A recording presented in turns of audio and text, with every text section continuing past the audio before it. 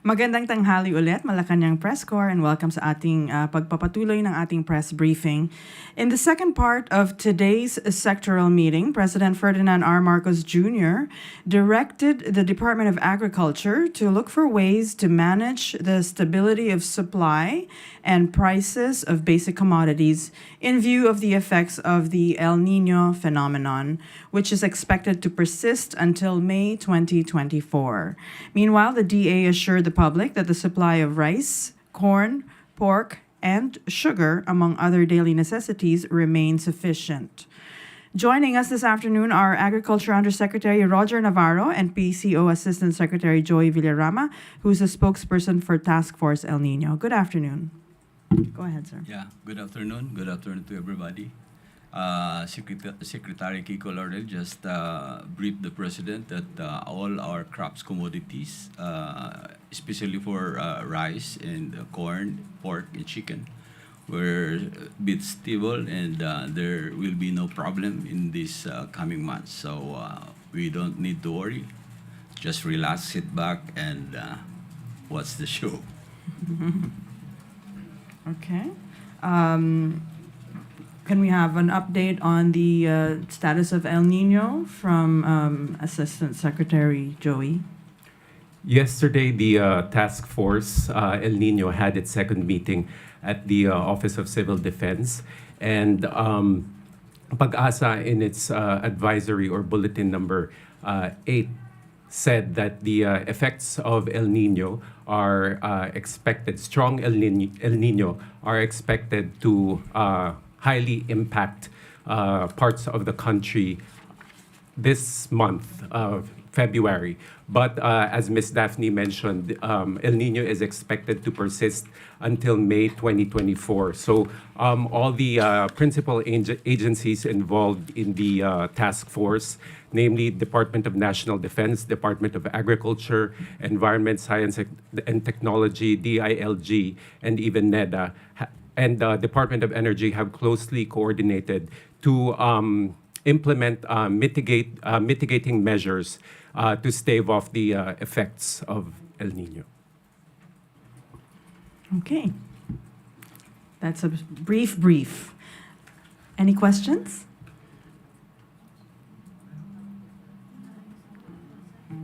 Jean Mangaluz, Inquirer.net. Hi, Yusek. So you Hi. earlier said that we should just sit back and relax. So most of the agricultural products, are they coming from imports? Can you share Yeah. use percentages Yeah. on how many are imported and how much of the products are locally produced? Yeah. Actually, for rice, for example, at least we need an importation volume of something like 330,000 metric tons per month, with an average daily consumption of about 37 metric tons per day. And we have a production of rice form, which is already about 13,000. So we need a balance of 2.8 or 2.6 million that we need to import from other countries. Normally, traditionally, we imported like 3.8 million metric tons from other ASEAN countries. No? And as to date, we already imported from January to now something like 590,000 metric tons, which is more than what we need for this month. No? So with the coming production, come March until April, May, June, so we will have an ample supply for rice. Tuesday New.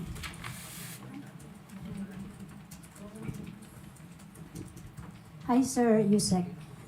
Sabi niyo nga hindi tayo kailangan mag-alala. Sit back and relax. We have ample supply, rice, corn, whatever. Pero sir, may marami supply. Ang problema sir yung presyo. Mayroon na rin tayong mga in-import na in-expect natin na yun sana yung magbabalanse o magpapababa ng presyo ng bigas.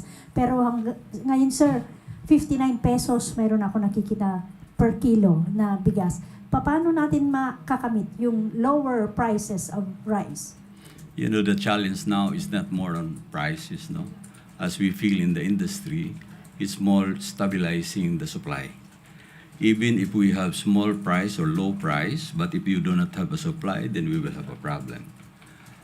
In the other countries, for example, in Vietnam, the price now is something like 48.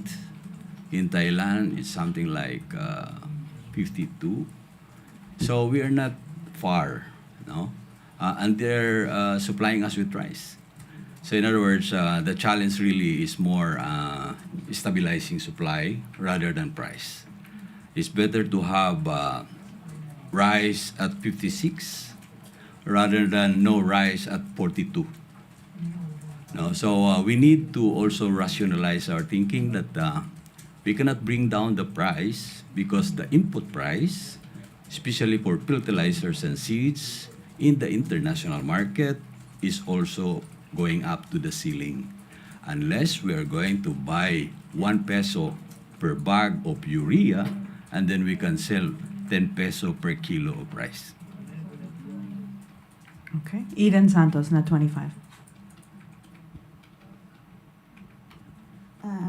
Sir, good afternoon po. Kanina po nabanggit ng FDA yung sa pag ASF at saka ng flu vaccine para sa ating mga sa ating agri-industry. Mukhang hindi naman sila pwedeng mag-invite directly. Ang DA po ba, anong pwede nilang maging papel para naman po merong mga mag-apply po na mag-supply sa atin itong mga vaccines na ito? Actually, that's the biggest challenge, no? Last few weeks, we were in Vietnam together with the president, and we have talked to the different suppliers of ESF. And unfortunately, in the country, we have vaccines already, but it is not being approved by FDA. That's the challenge of DA. And the backyard is somehow gone. And we need to manage our ESF cases by way of really accessing to the supply of vaccines. No? So that's really one of the challenges that we have right now. Yes. Sir, are you saying po na ang Pangulo ay nakipag-usap sa Vietnam para magkaroon po tayo ng magsusupply ng bakuna pero hindi inaprobahan ng FDA? Am I right? Hindi po ang Pangulo. No? We were just there together with the Pangulo, but on the sides, we were talking to several suppliers, not only for vaccines, but also for rice. No? So on the sides. Because we were thinking, the Secretary of Agriculture was thinking that we need the supply for vaccines, and somehow we need to talk to them because we know from experiments and from news and from other sources, data from other sources, that Vietnam has successfully put up the vaccine for ESF. And right now, it's going to be commercialized. And we in the Philippines would like to get the stocks or the vaccine supply from Vietnam. Pero but the FDA told us kanina po na kailangan pong mag-submit ng application yung mga bansa. May nag-submit na po ba? I'm not privy to this because it should be FDA. Now, that's the reason why we wanted sana po magkaroon na lang kami ng sarili naming testing, no? Especially for agriculture, na hindi na lang kasama namin yung FDA. But anyway, ayan talaga ang government process. And mayroon nang nagdadala dito ng nagsarili sila at nag-experiment sila at successful naman sila. No, but it is not commercialized. Yes. Okay. Katrina Domingo, ABS-CBN. Sir, can you please elaborate? Because the FDA said no one is applying for permit for the commercial use of ASF vaccines in the Philippines. Have your counterparts from Vietnam told you why they weren't really formally applying for these permits? I'm not privy to this. I'm sorry, I cannot speculate. Sir, what about the local manufacturers that you were saying na nagsarili sila, na nag-experiment sila at success? Why These are not local. These are vaccines coming from other countries. They bought it themselves. Unfortunately, we can say that this is just bought for their own risk, and they experimented, and it was successful, and we would like it to be approved. But we have processes in government that it should be accredited, tested, etc., approved by EPA, and we still would like FDA to have it approved for Sir, commercialization. Sir, last follow-up from my end. Sir, what efforts are the DA actually doing to encourage these foreign manufacturers to formally apply for permits in the Philippines so that it can be sold commercially already? Right now, because of the talks that we have in Vietnam, we really encourage them to apply, and we really encourage them to get in touch with the authorities so that we'll be able to get their approvals. And the DA Secretary has already put forward the intention to help them in this regard. And I understand that there was a discussion this morning, and we hope that with the discussion this morning, it will fast-track the approvals and supply of ESF in the country. Okay. Maricel Halili, TV5. Hi, Yusek. Just a clarification. Sir, ito pong kausap ninyo sa Vietnam na vaccine manufacturers, did they express interest in applying? Yeah, more than 100%. Yeah. And ano daw po yung nangyari? Bakit up until now hindi pa rin sila nag-a-apply if that's the case? I'm sorry, ma'am, but I cannot speculate any answers for this, and I just hope that we will be able to hope and pray that these companies from abroad will have themselves registered to FDA or EPA, so they can supply us. And you mentioned earlier, sir, na kung pwede, payagan na lang, na kayo na lang yung mag-test. What do you mean by that, sir? There are tedious process in government, not only on vaccines, but also on permits, for example, in agricultural supplies and agricultural products that goes through the FDA. And somehow, issuance of LTO, all of these things, ma'am, I'm sorry, but these are government processes that we need also to respect and somehow. Okay, next question. Okay. Alan Francisco, PTV4. My question is for ASEC Villarama. Sir, you mentioned that high impact of El Nino will be experiencing in other parts of the country this month. How are these provinces or places are preparing? Ano po yung efforts or assistance ng government, national government? First off, a bit of good news. Kung dun sa initial or dun sa last report ng Pag-asa, 50 provinces ang affected. Ngayon ay na-reduce na lang to 41. So we have 17 provinces experiencing dry condition. Meron tayong 10 provinces experiencing dry spell. And then 14 provinces experiencing drought. So from the task force or the macro perspective, may ginagawa ang task force and the principal agencies. In terms of agriculture, for example, there is an ongoing repair of irrigation canals para mas efficient yung pag-supply ng water. And then meron ding inputs and implements for irrigation that are being given to farmers of the most affected areas, which are Region 9 and Region 6. So that's Western Visayas and the Zamboanga Peninsula.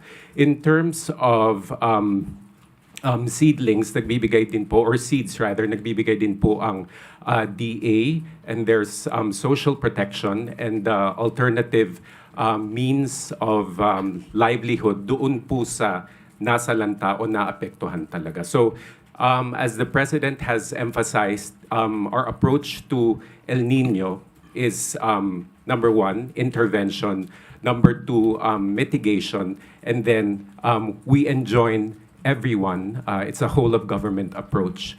So maganda din siguro sa may mga bureau sa probinsya to go to the provinces and tap maybe your regional correspondents to see what the regional offices of DA, of DSWD, of DNR are doing to help stave off the effects of El Nino. Sir, kung meron man, anong mga challenges? Obviously, maraming challenges because we are fighting against nature. But as I said, medyo nagkaroon tayo ng relief because obviously there is still the amihan season. So hindi pa kainitan yung nai-experience natin ngayon. And then as reported by the agencies in the task force meeting yesterday, water supply is still sufficient in Metro Manila and provinces. Electricity supply is also sufficient. Food supply, as Yusek said, is sufficient. The challenge is, of course, to anticipate based on models what the effects, unforeseen effects. Yun yung yung hindi natin mafo-foresee o makikita. Yun ang kailangan. So, off the top of my head, paano po kung biglang yun nga tumaas ang temperatura, bumaba ang dam water levels, may masirang irrigation inputs doon sa mga regions na affected. So basically the challenge is for the unforeseen events. But as I said, as the President mentioned in his speech in Davao last week, under Bagong Pilipinas, we try to nip the problem in the bud, not let them catch us off guard. Jean Mangalus, Inquirer.net. Hi, sir. Can I just go back to a topic earlier? So, you said na the priority is stabilizing the supply of rice over prices. So, what happens if the supply, if only a few could afford rice because the prices are so high, can we expect it to naturally go down? No. Actually, it was suggested in the meeting that we have the 4 piece, for example, for DSWD. We told the President that if we can convert the 4 piece in terms of money, instead of money, it should be on rice form, supplied by NFA. So we will take them out in the price pressures of the market in terms of buying high-priced rice. These are 20% all over the country, which are the vulnerable poor under DSWD, that is a beneficiary for 4 piece, and we're giving them money. And unfortunately, because that is not rice, they're going to buy rice in the market price. And that put pressure and inflationary in the market because they're going to compete with the people who have money and them with only 4 piece. If we can convert the 4 piece by way of supplying them rice instead of money through NFA, then probably the inflation for rice will go down. Sir, follow-up. How did the President react to this suggestion? The President is saying that we will consider the proposal and they will take a look on how to implement this proposal. Okay, Sam Danilia, all the way in the back.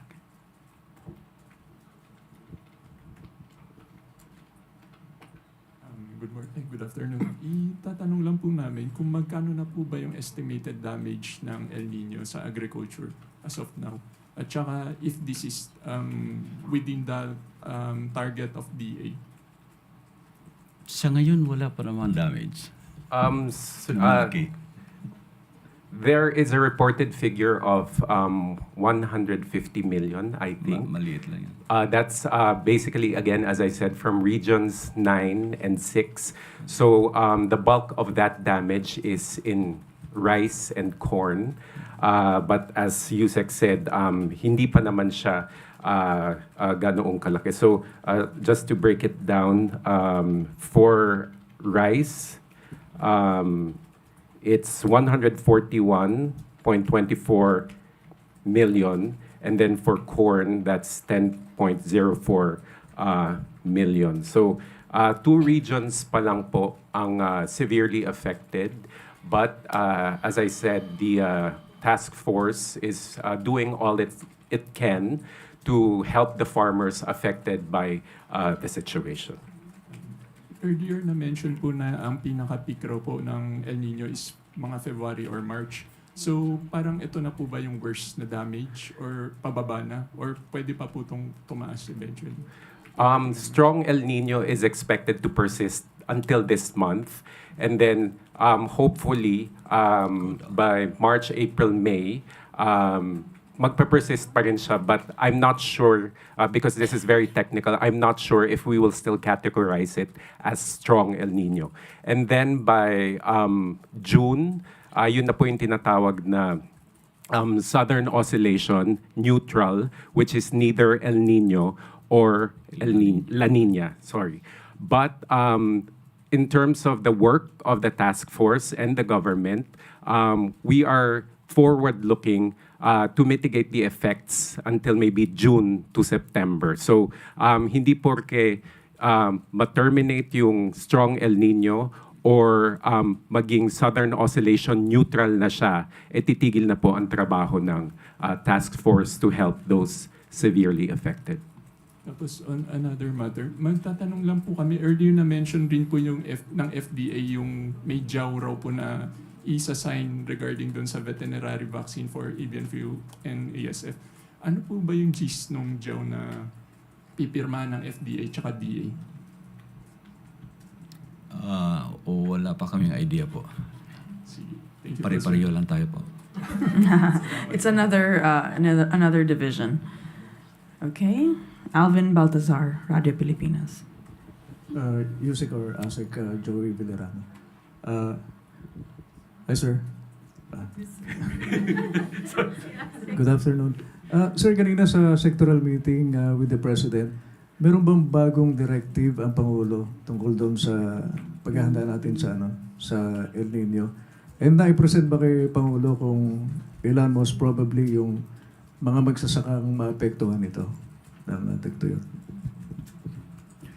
In terms of the number of farmers to be affected, I don't have an exact figure. But the cluster meeting today was not specifically about El Nino. But yesterday, as I mentioned, the second meeting of the El Nino Task Force, presided over by Secretary of National Defense Teodoro, and the co-chair is DOST Secretary Solidum. So there were presentations about the deliverables and the interventions that will be made by each principal sector. So we do not, personally, I have to check my notes. I do not have a specific number in terms of the individual farmers that will be affected. But again, rest assured that this is constantly being monitored, and that whatever the number will be, whatever the number is, the task force and the government will help these affected farmers and individuals. Salamat, ASEC. A follow-up lang kay Yusek. Yusek Navarro, yung kung pag-usapan natin yung buffer stock ng food natin, and mukhang mahagip kasi ng El Nino yung hanggang April. Okay ba yung buffer stock ng pagkain natin to feed the Filipino? Yeah, actually, ang buffer kasi ngayon, kinoconsider na natin after RTL is a private sector concern.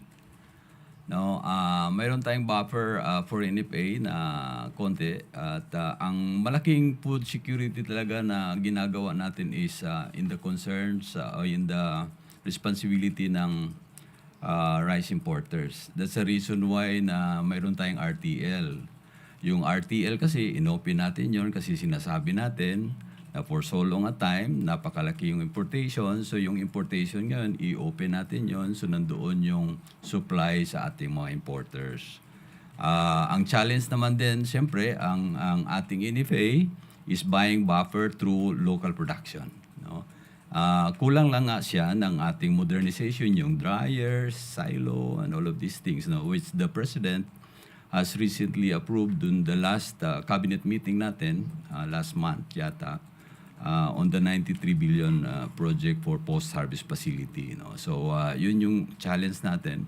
But as I said a while ago, that the importation of rice, supposedly to hurdle something like 300 plus per month, as of today, it's already more than almost 600. In other words, hindi pa tayo bukas pa kasi yung Valentine's, di ba? So, umabot na tayo ng almost 600, di ba? So, in other words, we will be more comfortable with the consumptions, no? So, huwag kayong mag-alala kung sino yung mga mahal niyo sa buhay, maroon pa rin siyang bigas.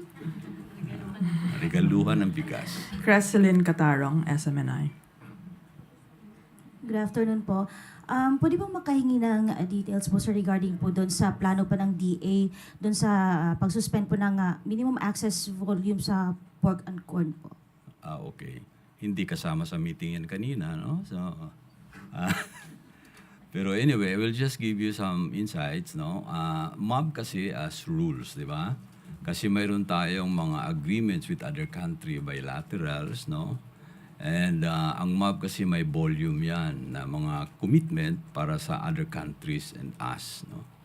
And siguro binabase lang natin ito doon sa ating tinatawag na Executive Order or Administrative Order 10 na binawasan natin yung ating taripa for rice, corn, and poultry and pork, no? And it has been there for about 3 years, no? And nag-aalboroto yung ating local producer, no? Kaya sinasabi natin sa DA, it will be a remiss on us coming from the private sector. We are not from DA. We are from private sector, together with the Secretary, that we will not show our concern to the local producers. Now, to support the local producers, we would like to show our concern by saying that we should give them reprieve, no? And these issues now is just put in the table for discussions, no? Kasi alam naman natin na ang MOB kasi ginagamit ito ng technical smuggling, no? So we need to stop technical smuggling. And ito yung tinitingnan namin na one way to stop or eliminate technical smuggling is going away with MOB, no? Pero siyempre may mga sektor na mag-alboroto din, 'di ba? Pero sinasabi namin siguro i-rationalize natin yung MOB. Kung sino yung processor, siya yung may karapatan na mag-import ng MOB. Kung sino yung mga traders, medyo dahan-dahanin natin, no? Kasi ang nangyari, ang napakaraming volume na nakukuha ng MOB, yung mga traders, at nangyayari yung mga meat products nila nandoon sa ating wheat market, na nagkukumpit sila doon sa ating mga local producers. Now, for us to show our concern, our support to the local farmers and local producers, it would be a remiss if we're not going to do this. But this is a plan. Hindi pa ito final because it has to be discussed in the economic clusters. So that's it. Thank you. Thank you very much. This concludes our briefing today with the Department of Agriculture and Task Force El Niño. Magandang hapon sa inyong lahat. Thank you, Malacañang Press Corps.